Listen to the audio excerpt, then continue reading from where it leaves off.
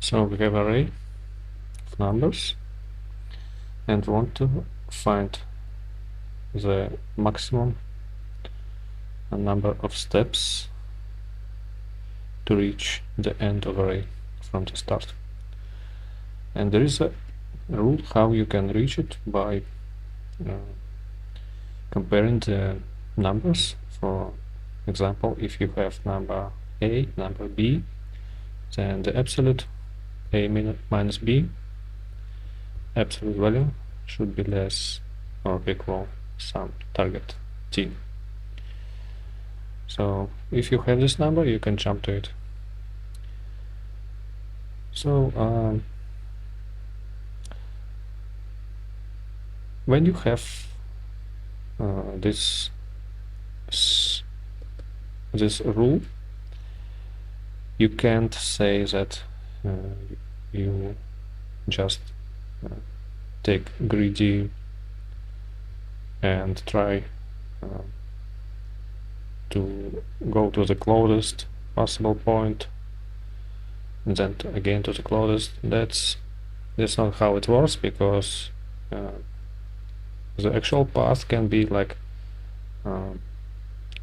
many steps in a different directions, so you can say that you just taken the closest. So this doesn't work. That means we have to actually make a decision for each number given the previous. Can we take it or should we skip it? Take or skip. And this decision gives us 2 times 2 to the power of n possible variations for all n values. And this is just for the one operation. So it's the actual is n 2 to the power of n. Now we can use DP, dynamic programming, just memorize by k of previous and current position. So that makes solution n square and n square for the memory, so time and space is n square. Let's look at my code. So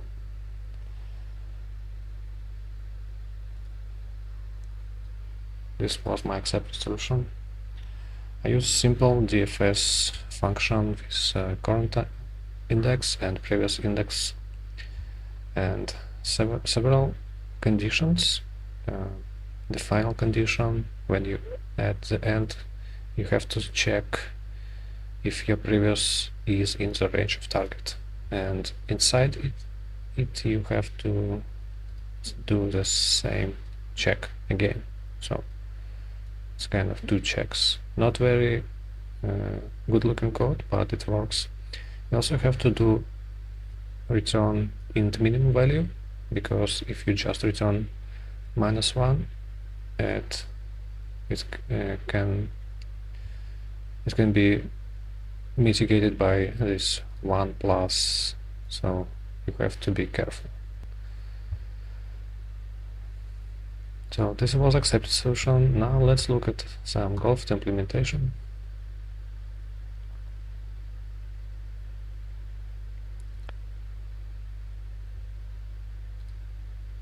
So this is for Kotlin.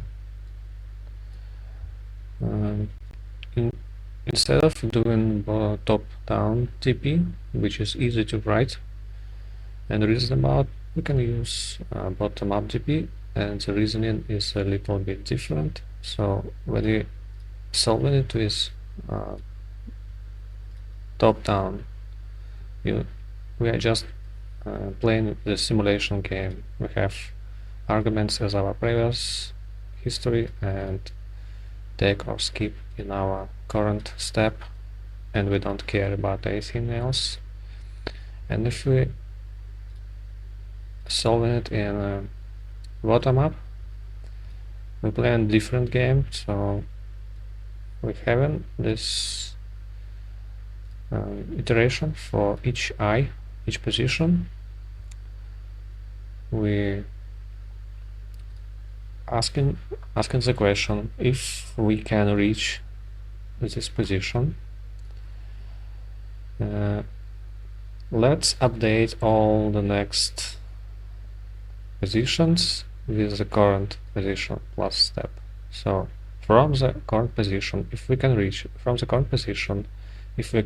it, let's go and update all the next steps that are reachable from this position with this 1 plus ti.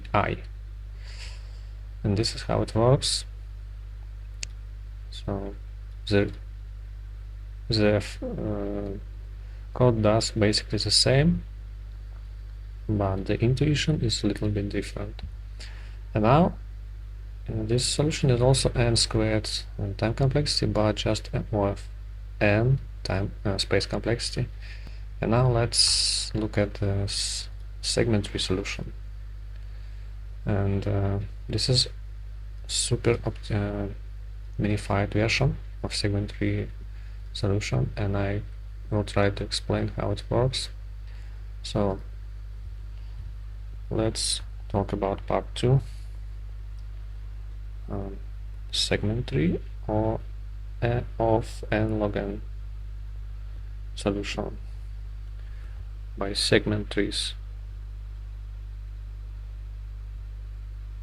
So the reasoning about this problem is kind of different. So when we talked about the dynamic programming solution, we talked about what the indexes are reachable. So in a segment tree, we talk about not indexes, we talk what values are reachable. So we have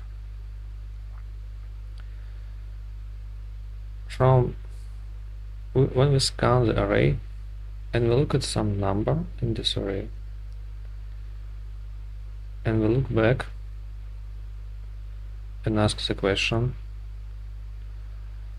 given my own range, so my own range is x value from x minus t minus target to x plus target.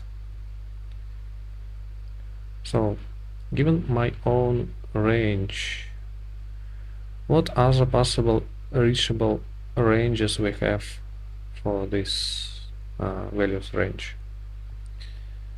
And the segment tree will answer this question. It would say that for your range we actually have reached somewhere, have some values that have reached some answer steps. So we're storing the steps, and the segment tree would store some steps in it. So for example, if we initialize the segment tree with 0 with first element, we just store for the first element and 0, and we say that for the range of n0 minus t to n0 plus t, let's put in a segment tree the value of 0 steps. And when we go to the next value x, we query this segment tree and say, does this x range actually intersect any reachable steps that are bigger than -1? So segment tree initial values are all -1, and we asking this question, does it intersect any range with steps? And segment tree answers that yes, it intersects, and the maximum is some steps. And then we have we have a new update in the results. So we're saying for our query, let's put so x minus t, x plus t, let's put steps plus 1 plus steps to the segment tree. This is how it works. Basically, this intuition not for the indexes. It doesn't care about indexes at all. It only cares about what we visited so far to the left, what are the values and what are the ranges of these values. And so the theory is kind of understandable, but you actually have to learn how to write the segment trees, especially if we have the number of ranges 10 to the power minus 1 up to 10 to the power of 9. So these are big numbers.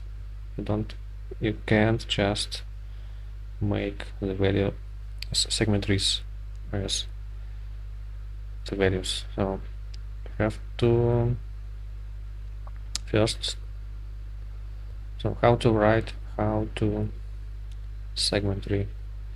First you have to make the values distinct and make the universe of these numbers. I would say it like this. So if you have array of numbers 1, 5,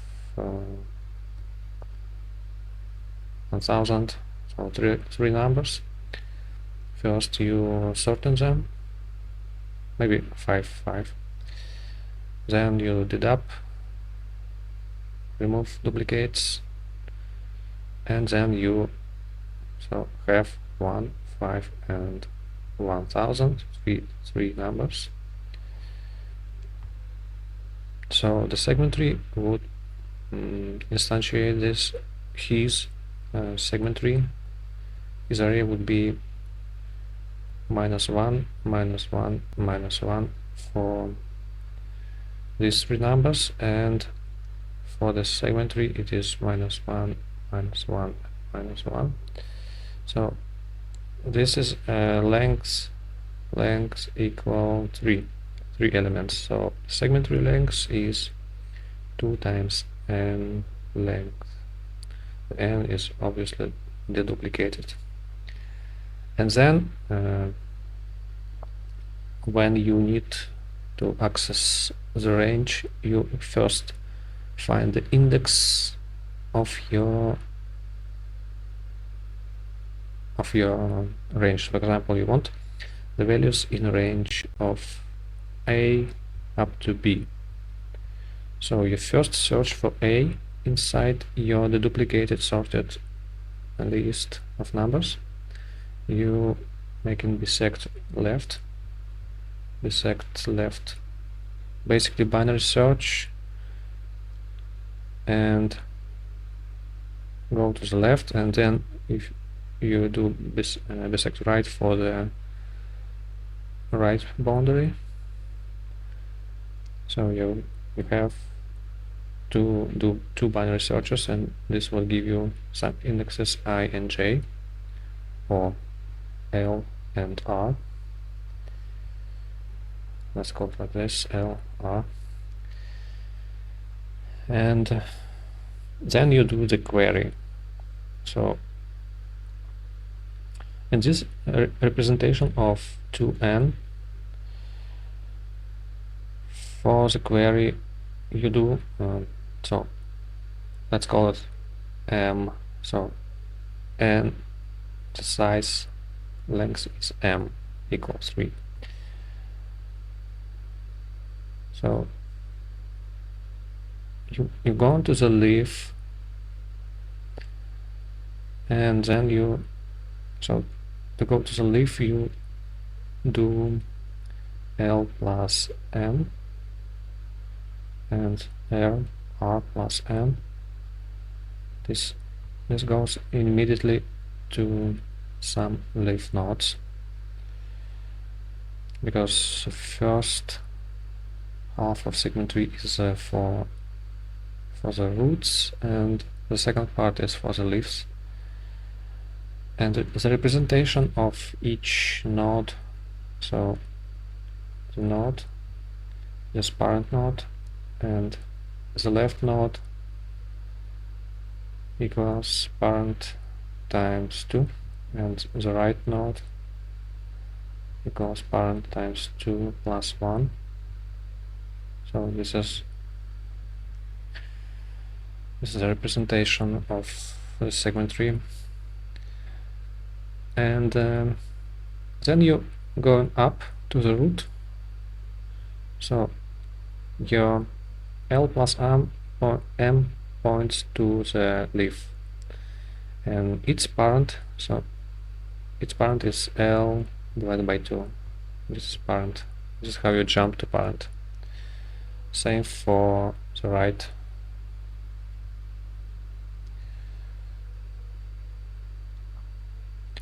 And while you going up, you can update the parent values. So this is your segment 3 parent equals, and then you updating the value. The values in your segment 3 is what you care about. So we are caring about the maximum steps in this range. So we can say that we want the maximum segment 3 left,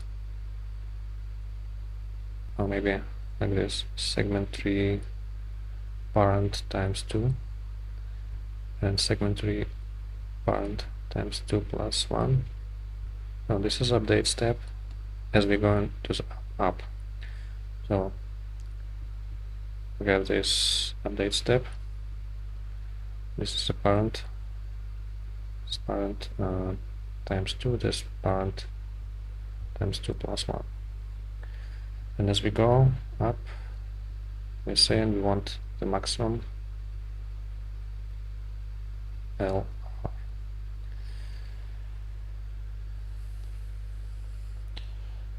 Now this is how we updating the segment 3. Let's look at the code just to not get lost. So first you doing this universe of numbers, sort it up.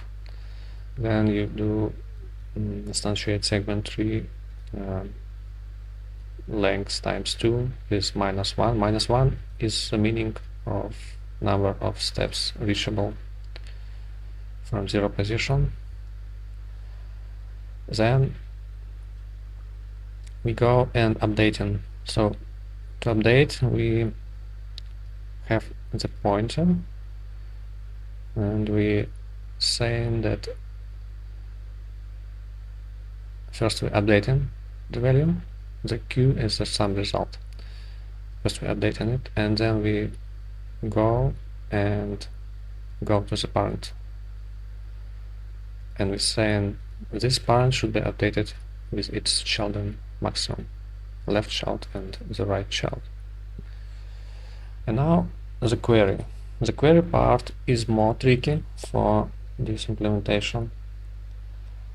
So first, what we have left and right leaves.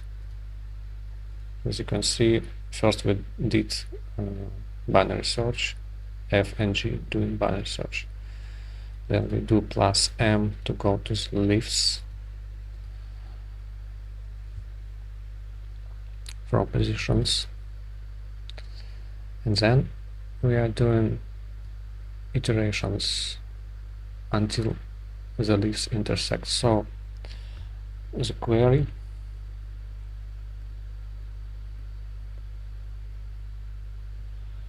we have some leaves.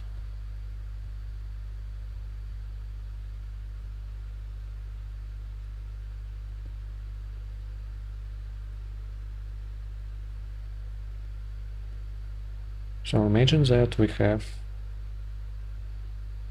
these L and R pointers in our segment tree. And when we go to the parent, L goes to its parent and R goes to its parent. But we want this range, and the tricky part is that these parents, they contain the maximum from their own children, and their own children can be out of the range we want. So our range is green from L to R, and this L is the right child of its own parent. So its own parent have the value out of our query range. So that means we have to drag it. So if the left is the right child, then we are saying this is our boundary. This is our boundary that we want to use as our query boundary. So checking the left, and if it is the right child, meaning as we have notation for pointer times 2 plus 1, if it is the right child, we say this pointer actually our left boundary of our query, so we're updating the result. And notice we can't just use this parent, because this parent of the left doesn't have its value. It doesn't correct for our query, because it contains this left node, and this left node is out of our range. So instead of going to the up, we should go to the right, and this is what happens. So L plus equal 1. So this is tricky part. This mechanic you should understand and learn. So the same for the right child. If the right child is the left of its own parent, that means its own parent doesn't have good value for our query, because its own parent has its own right value, and its own right is out of range. So that means our R point is the right boundary of our query, and we use it for updating. And instead of going to the right parent, we go on R minus equal 1.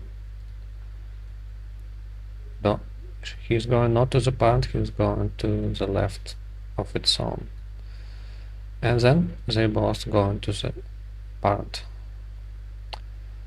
So this is how the query happens, and the final value that sits in this variable is what was the steps count reachable for this range.